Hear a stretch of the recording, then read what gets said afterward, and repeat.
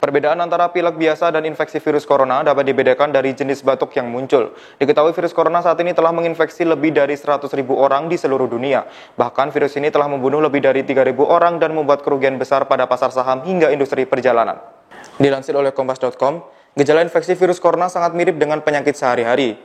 Menurut Badan Kesehatan Dunia atau WHO, demam menjadi gejala paling umum dari virus corona. Selain itu, sekitar 2/3 atau 67,7% pasien juga mengalami batuk, khususnya batuk kering.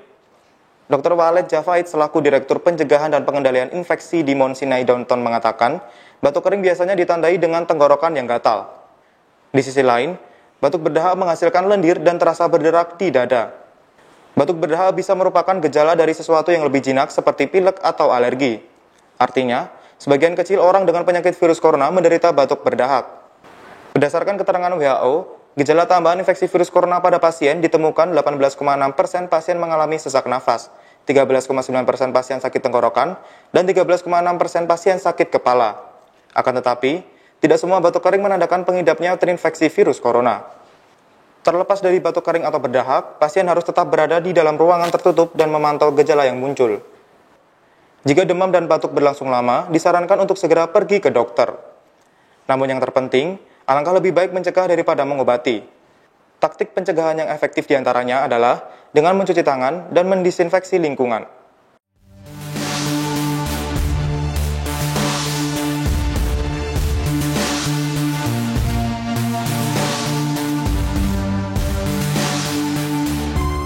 Jadi seluruh rumah sakit di Indonesia ini, termasuk KKP yang pintu masuk, begitu ada kriteria, satu adalah orang dalam pemantauan ODP, yang kedua adalah pasien dalam pengawasan, maka untuk yang pasien dalam pengawasan itu kriterianya begini, batuk, pilek, demam, dan dia ada kontak plus kontak atau dia habis berkunjung ke suatu daerah yang endemis tadi, maka dia wajib untuk dirujuk ke sini.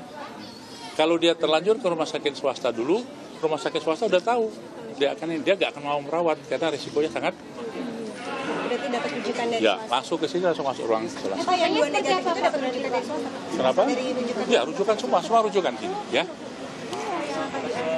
Ya, terima kasih. Ya, mohon bantuan sampaikan masyarakat untuk tidak panik berlebihan dan kita waspada selalu gitu ya. Mohon doa. Demikian Tribun News Update hari ini, nantikan berita lainnya hanya di tribunnews.com.